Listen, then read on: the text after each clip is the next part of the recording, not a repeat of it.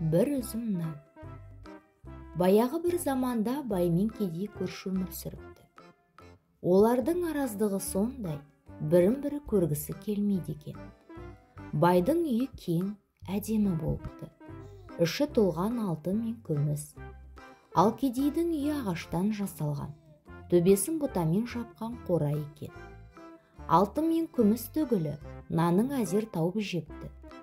Егін егіп, оны суарып, күтіп, орып, өз күнің өзі көріпті. Бір жылы көктемде алапат су тасқыны болады. Бай алтынын көтеріп, ағаштың басына шығып кетеді. Ал кедей болса, бір көмеш нанын қойнына салып, ол да ағаштың басына көтеріледі. Су тасқыны 15 күнге созылады. Бір күні қарны ашқан бай кедейге: «Әй кедей, сен мына бір кесек алтынды ал да, маған бір үзім нан бер», дейді. «Жоқ, алтының өзіңе, нан бере алмаймын», деп жауап береді кедей.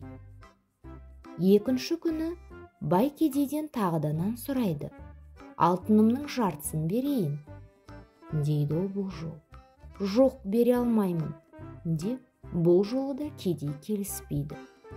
Ақыры аштан өліп бара жатқан соң, шыдамай, бай бір үзім нанға барлық алтынын айырбастайтынын айтады. Кедей бәрібір көнбейді.